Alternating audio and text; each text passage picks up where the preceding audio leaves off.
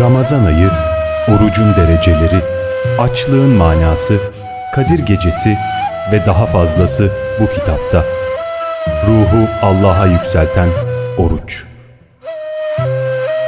Cemal Nur Sargut sizin için derledi.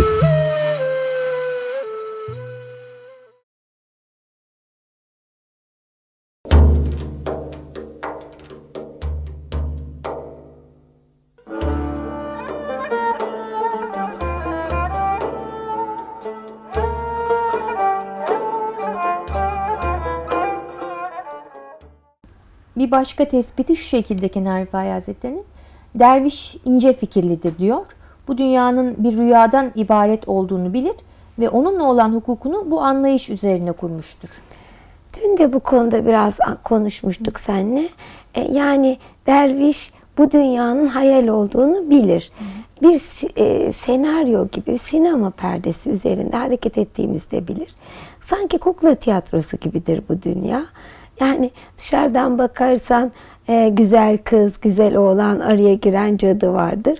Kuklayı seyrettiğin sürece ona sinirlenir, ona öfkelenir. Aman bir araya gelseler diye düşünürsün. Aslında şunu da söyleyeyim ki araya cadı girmezse çok monoton bir hayat olur. Arada girmesi lazım. Bir test etsin o aşkı ve sevgiyi. O çok önemli. Böyle baktığın zaman çok güzel bir ilişki zuhura gelir. Ama arkadan sonuçta tiyatro bittiğinde çıktığı zaman tek kişinin hepsi olduğunu görürsün.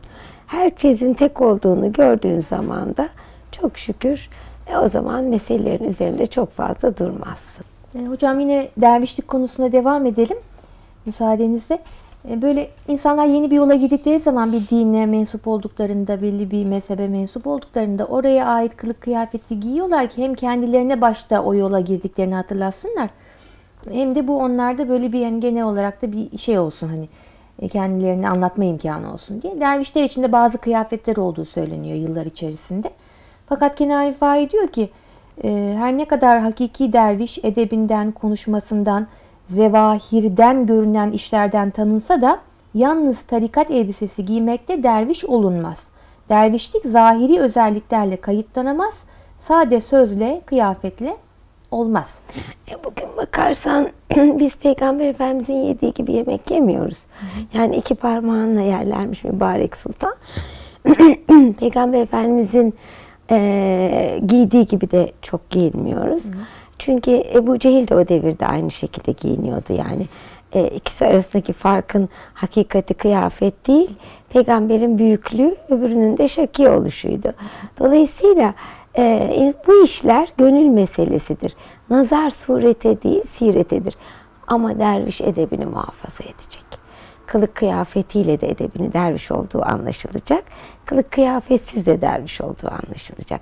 Hazreti Mevlana hamamın içindeyken senin başında sarığın, üstünde tennuren yokken Mevlevi olduğun anlaşılıyorsa sen Mevlevisin diyor.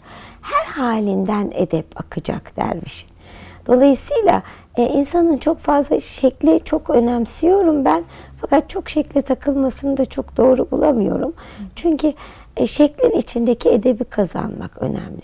Tabii insan kendini nasıl mutlu ve huzurlu, Allah'a yakın istiyorsa öyle olmalı. Evet. Benim için önemli olan nokta bu. İşte burada da farklılıklara hürmet tevhiddir. Yani ben demiyorum ki aşırı açık saçık ya da aşırı şöyle böyle. Ama farklı olana da hürmet. İnşallah bir gün böyle de olur diye dua etmek. Onun için Allah'ın onda o şekilde tecelli ettiğini düşünmek. Hepsi dervişi derviş yapan özelliktir.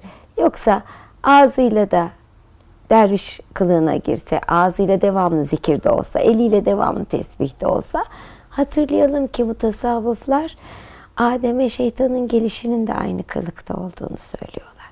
Başında sarık, elinde tesbih ve cübbesiyle gelmiş ve Adem'i öyle kandırmış diyorlar. Onun için bizim gibi giyinip bizim gibi görünür fakat içinde o bizim duyduğumuz aşk yoktur. O zaman derviş olamaz insan. Tıpkı oruç ve namaz gibi dervişlik de Allah'la kul arasındadır.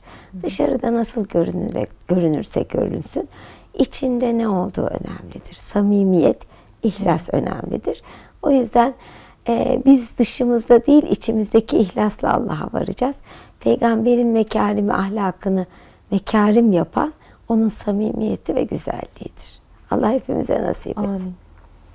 Amin. Dervişlik kolay değildir. Belaya sabır ister. Yalnız tevhid kelimesini tekrarlamak değil, her türlü tecellinin haktan geldiğini zikretmek, hatırlamak gereklidir. Dervişlikte belayı bela değil bal gibi görür insan. Neden? Çünkü hadiseler sevdiğinden gelirse artık sana bela gibi gelmez. O sevgilimin beni güzelleştirmek için bana lütfettiği bir hal diye düşünürsün. Ve enteresan olan taraf bazen aynı hadiseler aynı şekilde hiç bitmeyen bir çile gibi devam eder durur. Çünkü sen o huyunu düzeltmemişsindir. Allah da seni terbiye etmek için o huyunun üstüne gider. O ne yüce bir Allah ki hiç ihtiyacı olmadığı halde seni terbiye eden hiç vazgeçmez. İşte bu çok etkileyici. Onun tenezzülü, yani hep bizle meşgul oluşu bu kadar büyük bir vefa. İnsanın aklını alacağı gibi değil. Öyleyse bela zannettiğimiz şeyler çoğunlukla baldır. Mesela bir kulun ameliyata gitmesi o kul için beladır. Ama ameliyatın getireceği faydayı düşünürsen artık onu bela değil bal haline getirirsin. Anacığımın 2 dizine birden şey takılmıştı, parça takılmıştı rahat yürüsün diye. Ve muazzam ağır bir fizik tedaviden geçti. O kadar gık demiyordu ki doktor sordu. Hiç mi canınız acımıyor? Ben ilk defa böyle bir hasta görüyorum. Hiç sesini çıkartmadan bu kadar ağır muameleye katlanıyor. Oğlum dedi, tekrar yürüme lütfuna erişeceğim. Bunun için ben bu halimi seviyorum. Bana eriştirecek olduğu son noktaya bakıyorum. İşte Hazreti Şems'in dediği gibi sona bakarsanız Allah'ın her yerdeki hak ve hakikatini görür, idrak edersiniz. O zaman da belayı bal biliyorsun. Evet. Dervişin sermayesi doğruluk ve teslimiyettir. Hizmetinden bir karşılık beklentisi yoktur. Şimdi siz her yerde hocam hizmete dönmek lazım diyorsunuz. Derviş kendisiyle meselesini bitirip haktan aldığı feyzle halka hizmete dönmelidir. Fakat yani hizmet deyince ne yapsın insanlar? Hani bir kurumda mı çalışsınlar? Böyle yani o hizmet meselesini biraz açabilir misiniz? Hazreti Ali geldiği zaman peygamberin önüne Peygamber Efendimiz diyor ki Ali en çok beni mi seviyorsun? Fatma'yı mı seviyorsun? Allah'ı mı seviyorsun? Çocuklarını mı seviyorsun? Hazreti Ali şaşalıyor böyle bir soruya, eve geliyor. Biraz mübarek yüzlerinde düşünce var. Hazreti Fatma ona cevap veriyor soruya. Basit Ali'ciğim diyor. Sen kul olarak Allah'ı seviyorsun. Ümmet olarak peygamberi seviyorsun. Eş olarak beni seviyorsun. Ve baba olarak da çocuklarını. Demek ki her vazifeni en mükemmel, kendi çapında yapabileceğinin en üstünü yapmadan hakiki Müslüman olamazsın. O halde hizmetin gayesi iş hayatında en ahlaklı olabilmek. İşinin önemi yok. İster çöpçü ol, ister ordinarius profesör. Sen o çöpçülükte en âlâ hizmet yapıyorsan ve ordinarius profesörlükte Allah korusun haram işliyorsan senin ordinarius profesörlüğün öbür alemde hiçbir geçerliliği yok. O çöpçünün hizmetinden dolayı alacağı mükafat senin alacağın cezayla yani karşılaştırılmaz dahi. Dolayısıyla böyle baktığın zaman her vazifede tasavvufu uygulamakla görevlisin. Tasavvuf İslam'daki şer'i kısmın hakikatini ve niye yaptığımızı bize öğretir. Nasıl davranmamız gerektiğini, nasıl yaşamamız gerektiğini öğretir. İşte tasavvuf, yani ben tasavvufla ilgileniyorum, hafta sonu tasavvufla ilgileneyim, hafta arası iş yerinde işimle ilgileneyim gibi iki ayrım yok kızım. İnsan eğer mutasavvıfsa, dervişse önce işini düzeltecek. Ve karşısında mürşidi patronuymuş gibi hareket edecek. Burası çok önemli. Bir örnek daha vermek isterim buna. Bir gün arkadaşlarım bana dediler ki ben çok aşırı çalışıyorum. Öğretmenlik yapıyorum, kurslar yapıyorum bedava. Okulum fakir diye. Üniversite hazırlık yapıyorum. Gece yarılarına kadar çalışıyorum. Bir gün böyle çayım bitmemişti öğretmen odasında. Aman çok çalışıyorsun, az para alıyorsun. 5 dakika çayını işte derse öyle gir dediler. 5 dakika geç girdim. Hiç de vicdan azabı duymadım çünkü arkadaşlarım öyle demişti. Eve geldim, annem sohbet yapıyordu.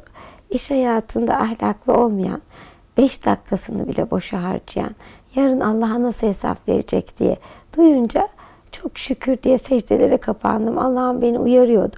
Ertesi gün aynı sınıfa 10 dakika önce girdim. İşte bu hayat tasavvufun yaşanır hale geçmesi demektir. Tasavvufun güzelliği hocam şu herhalde, mürşidinizin bereketinden, tecrübesinin bereketinden siz de istifade ediyorsunuz. Ben de öğretmenliğe başladığımda 2 şey istemiştiniz. Derse vaktinde girmemi ve çocuğu da vaktinde salmamı. Çünkü onun hakkıdır teneffüsü dinlenmesi. Bir de hediye alma demiştiniz talebenizden. Onlara uyarmamış olsaydı çok büyük bir mesele olacaktı hayatımda hakikaten. Bu da yolun bereketi herhalde. Evet, sizin çok. öncekinin tecrübesi size aktarılıyor. Yani bu yol zenginleşerek ilerliyor. Çok doğru kızım. Uy senden ücret istemeyene. İşte ayetin hakikati budur. Evet.